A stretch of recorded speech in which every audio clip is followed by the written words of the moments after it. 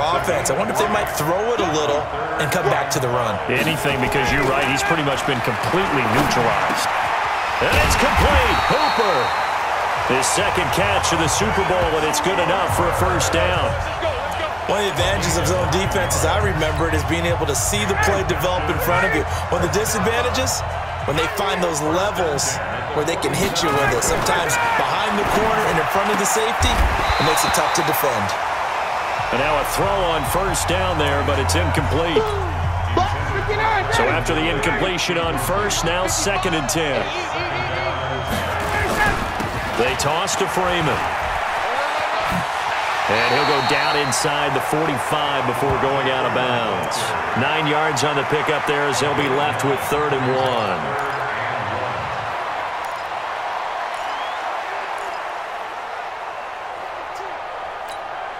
This is 3rd and 1. Very likely 4-down territory, even if they don't get it, though. 1 quarter remains here in the Super Bowl. We'll return with more after this break. You're watching the NFL on EA Sports. The Falcons on 3rd down. 3 for 7 so far in this game. They're up against a 3rd and 1 situation. Again, they'll run with Freeman. And he's going to have the first down at about the 38. It's a pickup of 6 and good enough to move the chains. Hasn't had his best game running the football here tonight, but, hey, that's a critical spot right there to convert on 3rd down, and he did it. And the lights are shining just a little bit brighter right now, aren't they? You remember the beginning of the game? If he gets this first down, everybody's happy. That's cool. But here, that was critical, and it really energizes him. Now here's a pass on first down that's knocked away and incomplete. They work again from the 38 on 2nd and 10. And now a 10th carry for Freeman. And they will only muster a yard here to the 38. And the trend continues here in the 4th like it was in the 1st, 2nd, and 3rd. He's had nowhere to run. And you're probably thinking to yourself, why do they keep feeding him the football? Well, they trust him first and foremost. They do believe that over time he might actually pop one of these runs. But bottom line is he takes care of the ball well for them, so they'll keep handing it to him. And they'll wind up getting this one all the way down inside the 20. You know I'm going to lean towards the defender, right? You know I'm going to do that. I know. That's a tough situation for him as I see it. But the truth of the matter is, that ball was not streaking towards him. Had a little arc on it. He's got to find a way to get his head around to make the play on the football. A gain of 3, 2nd down. You know that old expression, it's not my night? It hasn't been his so far. I don't know if the legs are a little bit heavy. Sometimes having to hang out all day and play doesn't exactly play to your advantage, but it's been a tough go for him. And every time he looks up, somebody's there defensively. That was the same case on that play. A 2nd down pass play there, but it's incomplete. One of the bigger plays in the game thus far, and the crowd getting into it as we come up on a big 3rd down. Now Ryan.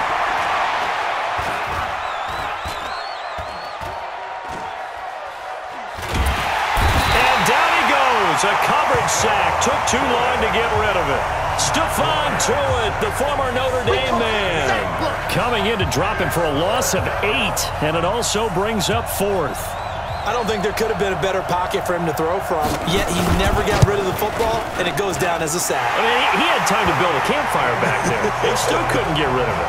I'll bring the s'mores next time. So the drive here ends with a field goal. It does give them the lead, but this one's still certainly a long ways from over. It definitely puts a lot of pressure on your defense to hold the lead, right? They're happy to have it and happy to be out there trying to do so. But I know as a former player, in the back of their mind, they're thinking, why don't you score the touchdown and seal this thing?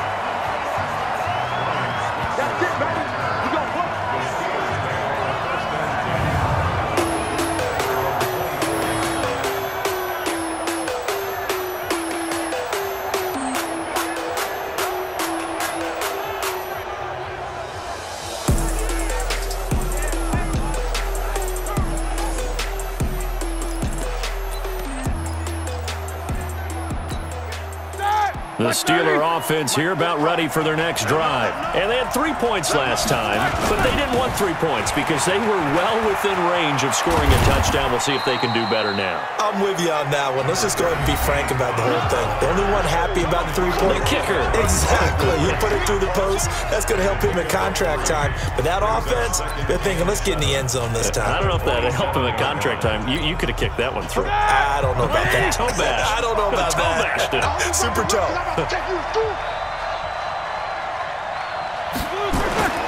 From the 27, Roethlisberger. His throw incomplete. Juju Smith-Schuster, the intended receiver that time. And that takes us from second to third down.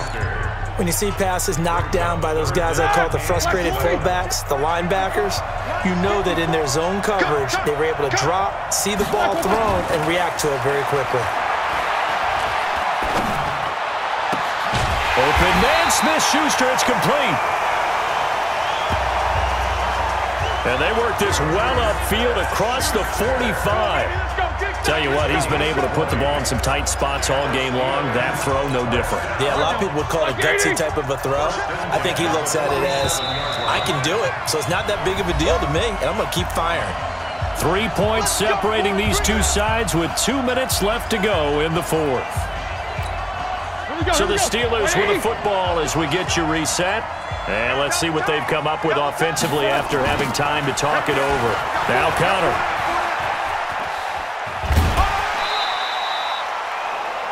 Eight yards on the pickup, and now they'll have some options on second and short.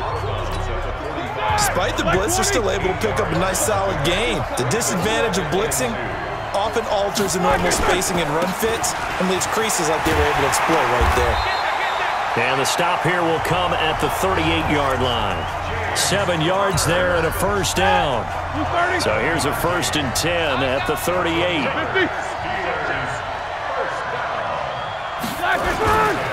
Roethlisberger will hand the counter. It's a 7-yard carry to set them up with a 2nd and 3. I like the call there because that was one to take time off the clock and get them closer to getting out of here with a W. In the mind of the play caller, all you want to hear is tick, tick.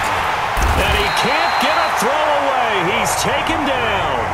Now the Steelers use the first of their 3 timeouts, as they'll get it with just a shade under a minute to go in the game. So the sack, and now a 3rd and long situation for the Steelers and Ben Roethlisberger. Roethlisberger to throw. And that will be incomplete. That would have been a tough catch, but in this 2-minute drill, those are the ones you really hope your guys come up with. Yeah, you don't want your guy to be able to take the out because it was a tough catch. You needed him to come up with that one because if he does, it alters the perspective of this 2-minute drill, doesn't it? Here we go.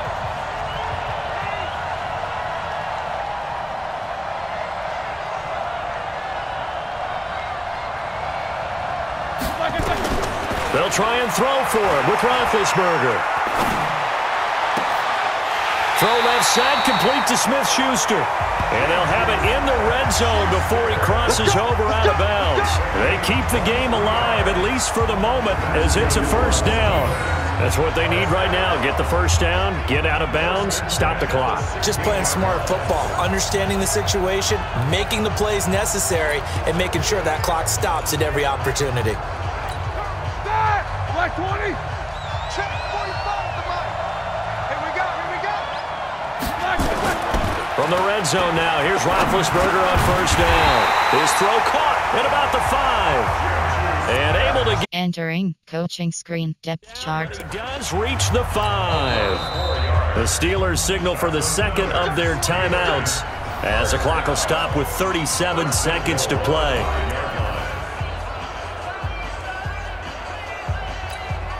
Only way to get the lead here, of course, with a touchdown, and that's what they're gunning for on 1st and goal. Now it's Roethlisberger. And this is caught. Touchdown. And they've taken the lead here in the final minute. Touchdown.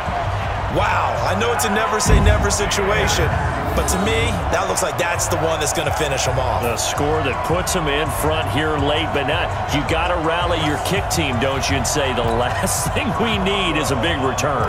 And what happens is guys get overeager, get out of their lane because they're so excited they want to make the last tackle. You mess up, could come back at you a long way. Extra point put through by Boswell, and that will make this a 4-point game. A pretty long drive that time, 11 plays all told. And it ends with the Steelers finding the end zone. Out is the kickoff unit as they run up and send this one away. That'll be taken in the end zone. And with time a factor here late, he'll just take a knee and they'll start things out at the 25. So Ryan and the Falcons down 24-20, 34 seconds to go. A touchdown could win the Super Bowl as they've got a first down.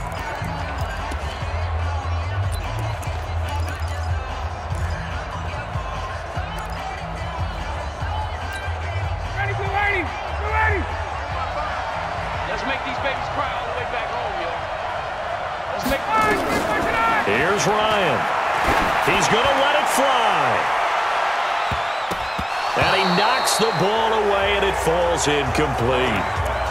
These are the spots, this stage of the game, where it pays to have speed on the perimeter, doesn't it? It certainly does, and in the second quarter, he may very well run by him, but in this situation, I know as a defender, I'm loosening up a couple of extra steps that allowed him to run with him stride for stride. It's caught, Cooper. It's a gain of 16, first down Falcons. Let's go, baby. Let's go.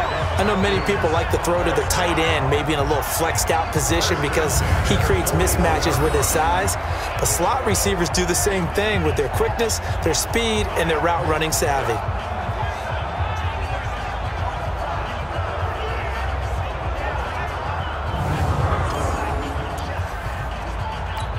Ready, like 25. 55. Squeeze, double up. He's back to throw. And that is incomplete. So 17 seconds now on the clock here. Cooper again the target, and now it's second down. Here now is 2nd and 10, again from the 41. Here's Ryan.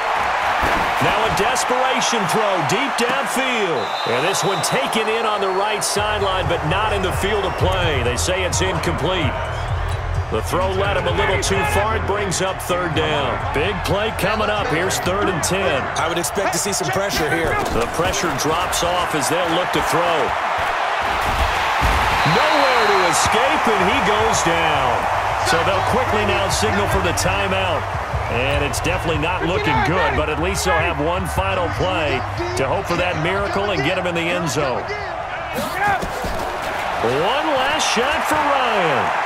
He's going to let it fly.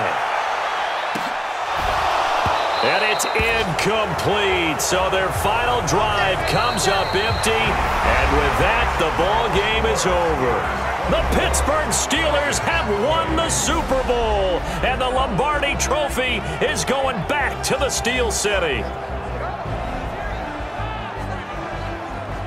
For the victors getting to hoist that Lombardi Trophy, you know, we've talked to guys that have done it, and they say there's no better feeling in sports. I don't know how there can be. The journey to get to this game is incredible. And then to finally break through and win it when all eyes are on this game alone because there's nothing else going on, that's just got to be absolutely amazing. The task, incredible. But the accomplishment, forever.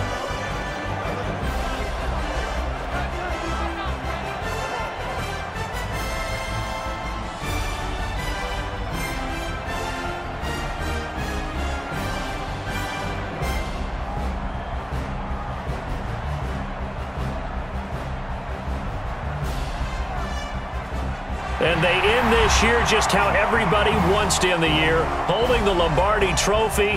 What a season for them. What a ride it's been for us as well here in the booth. For Charles Davis and our entire crew, I'm Brandon Gaudin. Thanks for watching, everybody. We will see you next season right here on EA Sports.